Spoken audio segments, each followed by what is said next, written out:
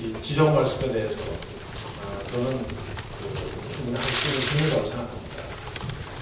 저는 경선 과정에서 정말 어느 개파에 속하면 안 되겠다 해서 중심 모임을 이끌었거든요. 그리고 노동부 장관을 끝내고 나서 저는 노동부 장관은 저는 그런 뜻에서 보시는 것은 좀 저하고 생각이 다르다고.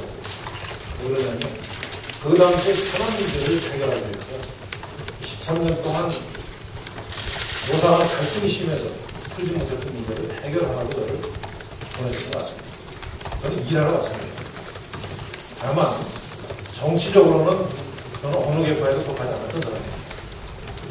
그리고 어쩌면 아마 이명박 대통령께서 당선됐을 당시에 많은 표 차이를 내주신 국민들의 뜻은 이명박 대통령의 이명박 정부는 앞서 말씀드린 두 가지 축이하는 다른 쪽에 좀 기대를 했다고 저는 해석합니다.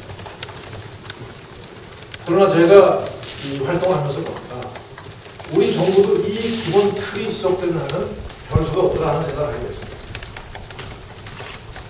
자기들이 체결한 FTA에 대해서도 그걸 추진하면 그렇지만 않아요. 뼛속까지 친밀하고 지적. 조금만 북한에 대해서 유화적인 어떤 이런 김새가 미치면 또 퍼주게 하려고 하는 그런 비판이 있습니다. 경제가 국가 부도의 위기 속에서 우리 경제가 너무 침체돼서 기업을 지원하는 정책을 하면 또 재벌 정부가 대기업 정부가 이게 얘기합니다. 바로 그 두 개 양측으로부터 그러한 비판에 직면하는 것을 보고 저는 이 큰 부도가 부서지지 않으면 대한민국에 어떤 정부가 들어오더라도 저는 이 불태연한 틀을 벗어나지는 않을까 얘기할 것 같습니다. 현 정부에 대한 평가는 제가 이 자리에서 하는 것은 적절치 않습니다. 다만 저는 실장을 했던 사람으로서 우리 정부의 잘한 점, 못한 점을 다 인식하고 있습니다. 굳이 이 잘한 점을 지적한다면 저는 2008년, 2009년에 외환 경제 위기를 경험하면서 그때는 지금 대통령 같은 경제를 확실하게 챙기는 이런 리더십이 없었다는 저는 지금 남부 유럽에서 국가 부도 직면에 있는 이런 나라들의 신세를 저는 면치 못했을 거라고 합니다. 그때 그러한 정책 덕에 살아남은 기업들이 지금 세계 시장을 주도하고 있습니다. G20이나 이런 또 대가마 정상회담 이런 회담을 통해서 국제적 위상이 우리 역사 이래로 오늘날과 같은 이러한 위상을 가진 경우는 없다고 생각합니다. 그런 점에 대해서는 잘 나왔습니다. 다만 여러 가지 정책을 하려고 하는데 우선 피부에 와닿는 이런 정책들 그리고 예를 들면 소통이 부족하다. 제가 실장으로 있으면서 소통에 대해서도 많은 노력을 했습니다. 어떤 정책을 추진하는 데 있어서 그 정책은 반드시 국가의 장래를 위해서 추진한다고 할 때 계속 양측의 의견을 평행선을 이루는 그 평행선 속에서 자기 의견이 받아들여지지 않는 쪽에서는 소통이 부족하다고 우선 공격합니다. 물론 모든 정책이 다 그렇게 되지 않는 건 아닙니다. 국민들의 마음에 와닿게 여러 가지 일 처리를 하거나 우리 정부가 일하는 태도에 모이지 못한 점은 저는 많이 유익합니다. 저는 제가 개인적으로 이 상대에 비해서 이런 점들이 우수하다 그런 것을 말씀드리는 것은 자화자찬 앞에서 그렇습니다. 다만 문제는 우리 정치의 큰 구도를 결국 깨기 위해서입니다. 아까 제가 말씀드렸다시피 그 구도 속에서 속하지 않는 저는 저 같은 사람이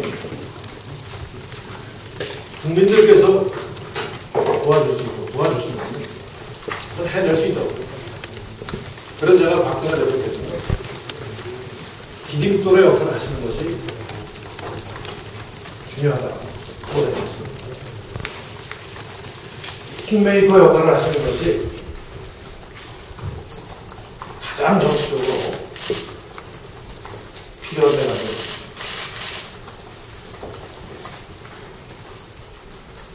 지금 말씀하시는 내용에 대해서 한 가지만 말씀드리겠습니다. 우리나라의 큰 틀의 이 낡은 틀, 구태의연합 틀이 지속되는 한 저는 개헌도 쉽지 않다고 생각합니다. 우리가 통합을 얘기하는 부분들이 많이 있습니다. 근데 통합의 내용을 보면 지어간다. 내가 정권을 잡았으니까 아유 무마용으로 조금 주지. 저는 이렇게 생각합니다. 또 상대방은 한쪽에서는 왜 우리 걸 내주느냐 하는 비판이 있습니다. 상대방이 인정 않는 거죠. 그래서 개헌을 추진하더라도 결국 대통령이 나설 수밖에 없는데 이 권력, 이 대한민국 정치에 지속되는 한은 개헌 추진도 정치적으로 저는 낙인 찍기로 거치할 거라고 생각합니다. 적절한 예라고 생각하실지 않으실지 모르지만 노무현 대통령이 재임 시절에 대연정을 제기했습니다. 그때 반응이 어땠습니까? 한쪽에서는 정치적 꼼수다. 또 한쪽에서는 엄청난 내용을 얘기했습니다. 아마 앞으로 제가 보기에는 당내의 구체적인 틀이 남아있고 대한민국 정치에 구체적인 틀이 남아있는 그러한 일이 계속 반복될 거라고 확신합니다. 그래서 제가 이런 틀을 부숴야 되겠다. 그 일을 시작해야 되겠다고 말씀합니다. 그러면 경선 이후는 그냥 요식적인 절차나 이행하는 이런 규정상의 절차가 아니라 그런 목적에 맞게 얼마든지 정치적 타격이 있을 수 있다고 생각합니다. 그렇기 때문에 지금 일부에서는 완전 경선제, 그 일부에서는 지금 규정대로 실시합니다. 하고 이제 얘기를 하시는데 저는 그 부분에 대해서도 우선 그 목적에 대해서 공감을 한다면 저는 경선을 승부할 수밖에 없다고 생각합니다. 또 더 중요한 것은 저는 경선 시기를 늦추지 않는 주장합니다. 왜?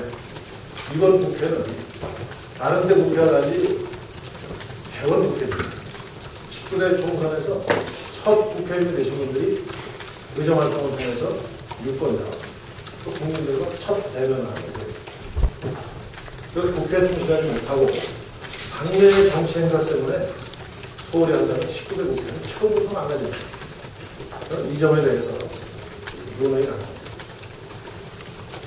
6월부터 시작되는 유지국회 정확하게 정말 최선을 다해서 하고 그 유지국회에 대해서 정상이 되어야 그런 의심도 바로 이 구태연합 속에서 이 상황을 보기 때문에 그렇다고 생각합니다. 저는 늘 정치에 들어올 때 그런 생각을 해요. 왜 국민한테 줄을 서야지 흔히 얘기하면 사람한테 실세한테 줄을 섭니다. 정치인들 처음에 나올 때 국민에게 봉사한다고 나옵니다. 저도 서비스 정치, 생활 정치를 모토로 하고 나왔습니다. 저는 국민에게 줄 서야 되겠다고 생각하고 나왔습니다. 또 그 길을 걸었다고 저는 잡아요. 그래서 제가 경선 때도 저는 어디에도 줄 서지 말자. 뜻이 통하는 의원들하고 또 위원장들하고 중심 모임을 제가 만들었습니다. 그렇게 해왔기 때문에 그 뒤에 우리가 만든 정부입니다. 우리가 만든 정부. 이건 공동책임입니다. 공동책임 속에서 사실 노동부 장관 처음에 임명받고 저도 상당히 당황했습니다. 거기는 정치인의 무덤이다. 이런 얘기까지 저한테 하면서 그걸 왜 가느냐고 얘기하는 사람도 있었습니다. 그러나 저는 우리 국가적으로 대한민국의 미래를 위해서는 제가 설사 정치를 그 자리에 간 이유에서 못하는 한이 있더라도 이 문제를 제가 해야 되겠다. 그래서 노동부 직원들 그 당시에 그래서 선택했습니다. 아, 국회로 돌아가셔야 될 텐데 이거 안 됩니다. 정치적 싸움을 심하게 못합니다. 정치적 상처받습니다. 권유했습니다. 정부. 내가 안 돌아가니 있더라도 이거 하겠다. 그렇게 얘기하고 설득했어. 근데 2010년에 6.2 지방선거가 끝나고 당내 갈등이 굉장히 심해졌습니다. 여러분 잘 아시다시피 세종시 가지고 당내 갈등이 제고됐습니다. 6.2 지방선거 끝나고 책임론 공방이 벌어졌습니다. 그 당시에 공정청에 국정운영을 하기 위해서는 누군가 조율을 해줘야 되는데 제가 필요하다고 국정 최고 책임자가 보는데 가는 건 당연하다고. 그렇게 섰기 때문에 장관을 했기 때문에 예를 들어서 친이라고 하면 쉽게 말씀드리면 유정복 의원도 최경환 의원도 장관질 했습니다. 그런 해석은 맞지 않다고 생각합니다. 틀을 바꿔야 새로운 시작을 수 있는데 그래야 대한민국의 미래를 정치가 정신을 역할하는 틀을 맞습니다. 그 과정에서 이 틀을 깨는 이 일이 너무나 좀 어렵다. 정말 힘든 일입니다. 그 기전 속에서 있으면 다 그런 겁니다. 박근혜 대표 그동안 당을 위해서 당이 어려울 때 헌신적으로 당을 어려울 때 그걸 부인해서는 저는 정치고의가 아니다. 그러나 지금 우리에게 참 필요한 것은 이제 새로운 대한민국의 리더십을 이제 만들어야 됩니다. 제가 보는 그 관점에서 또 많은 분들을 만나면서 아마 이 자리에 계신 분들도 저는 깊은 생각을 하고 있습니다. 이 기존의 대한민국의 그 틀을 유지하는 게 가능합니다.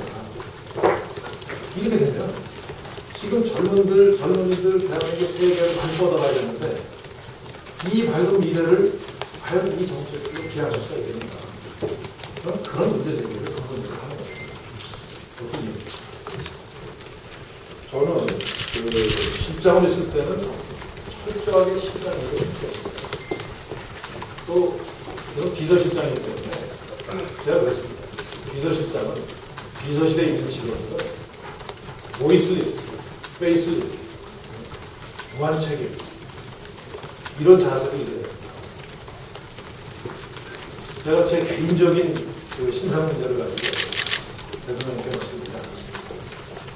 그러니까 지난번에 어느 언론에 이게 보도가 되면서 제가 청와대 정무수석이랑 전화해서 기정사실을 했습니다. 상의하지 않았습니다.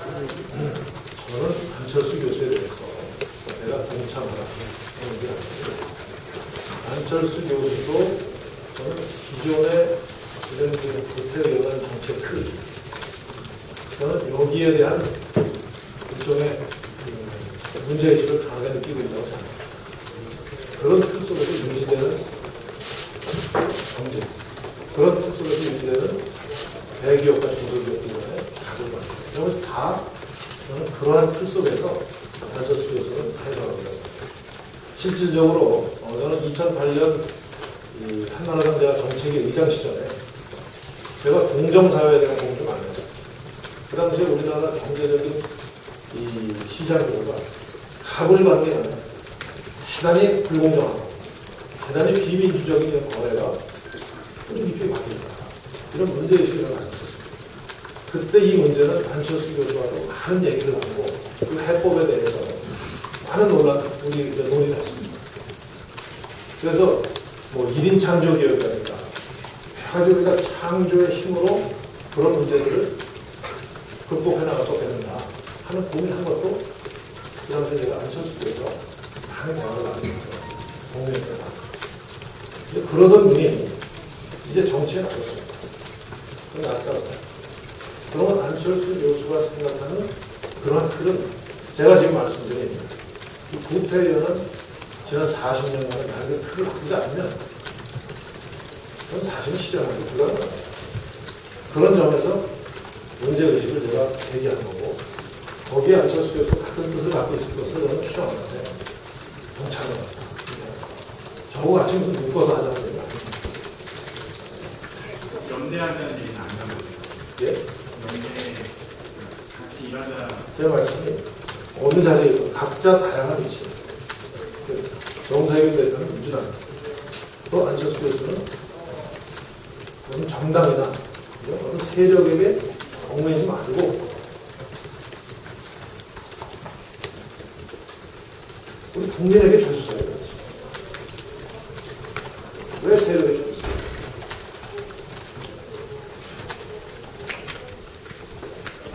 자, 여러분 혹시 궁금한 사항은 별도로 여기서 얘기해 주시면 되겠습니다. 감사합니다. 잘 부탁드립니다. 자, 네.